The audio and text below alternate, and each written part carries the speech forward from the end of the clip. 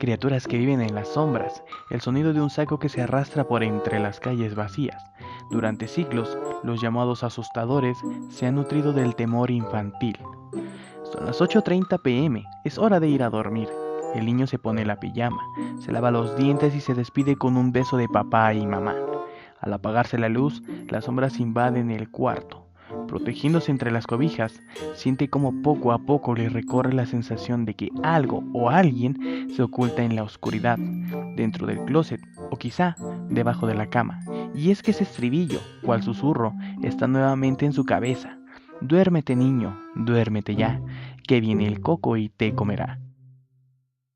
Por generaciones, una larga lista de seres han infundido temor en el corazón de los niños. Diablos, brujas, espectros y duendes merodean por las casas cuando las luces se apagan. Son los llamados asustadores, criaturas que en el folclore popular se alimentan del miedo que provocan sobre sus víctimas, por lo general, niños. Si bien es extenso el número de terrores que acosan a los pequeños, uno en particular sobresale del resto. Es el llamado coco, también conocido como cuco en países como Chile y Argentina, equivalente del bogeyman para la cultura anglosajona, una entidad que se esconde entre las sombras y cuyo verdadero aspecto nadie conoce. Es esa ambigüedad la que le ha permitido entrar a las pesadillas de millones de niños en el mundo. Como dijera el folclorista Manuel Martín Sánchez en su libro Seres míticos y personajes fantásticos españoles del año 2002, el coco representa el terror indefinible, el miedo ancestral a lo desconocido. En otras palabras, el temor que todos llevamos dentro. De ahí que autores como Miguel de Unamuno, Federico García Lorca o el pintor español Francisco de Goya lo hayan visualizado como una especie de general dentro de la legión de asustadores. El primer contacto que la mayoría tiene con el coco proviene de una aparentemente inocente canción de cuna en la que las mamás advierten a los chiquillos que si no se duermen serán raptados por el mismo coco. Dicha rima, así como el mismo coco, fueron traídos por los conquistadores españoles al Nuevo Mundo, donde se les asimiló con éxito dentro del folclore nativo. Ya desde el siglo XV se pueden encontrar referencias escritas sobre esta entidad. Un ejemplo lo vemos en la novela anónima Lazarillo de Tormes, cuya primera edición data de aproximadamente de 1554, donde se narra que el hermanastro de Lázaro, el protagonista, confunde a su padre con el coco debido a que es de raza negra. Pero su presencia en las mentes infantiles es mucho más antigua, tanto que su antecedente podría hallarse en la figura del dios romano de la guerra, Marte. Esta explicación la da el filólogo de la Universidad de Valencia, en España, Xavier Ballester, en su artículo Vendrá el coco y te comerá, del año 2007.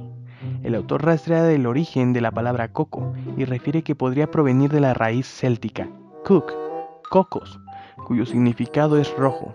Esta es usada también en Codicius, nombre de la deidad britana, equivalente al Marte romano. No resulta entonces inverosímil suponer que en la antigüedad se utilizara el término coco, es decir, el rojo, como sinónimo de la cruel y sanguinaria deidad. Así, dice Ballester, su efigie, quien entonces pudo ser usada para asustar niños, con el tiempo se transformaría en nuestro coco. Los monstruos infantiles están presentes en casi todas las culturas, como diría el escritor Jorge Luis Borges. Uno de los hábitos de la mente es la invención de imaginaciones horribles. Pero es en la cabeza de los niños donde estas fantasías cobran vida y se transforman en realidad. Para ellos la línea entre lo que existe y lo que no es muy delgada. En su mundo tanto las hadas como los cocos tienen cavidad, y pese a que jamás hayan visto ni uno ni otro, pueden creer en ellos o temerlos. He ahí la magia de los asustachicos, la razón del por qué su leyenda ha sido transmitida generación tras generación, es que permiten a través del miedo controlar la conducta de los niños.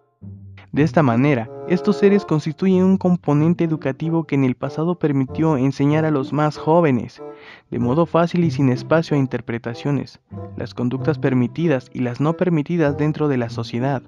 Aún hoy en día se trata de una práctica muy extendida, como lo evidenció en 2011 el profesor Manuel Hijano del Río, de la Universidad de Málaga en España, en su artículo Figuras del miedo en la infancia. De acuerdo con sus conclusiones, asustachicos como el llamado hombre del saco, más conocido en México como el viejo del costal o el robachicos, el sacamantecas, que en España se dice que rapta a niños para sacarles la grasa, y por supuesto el coco.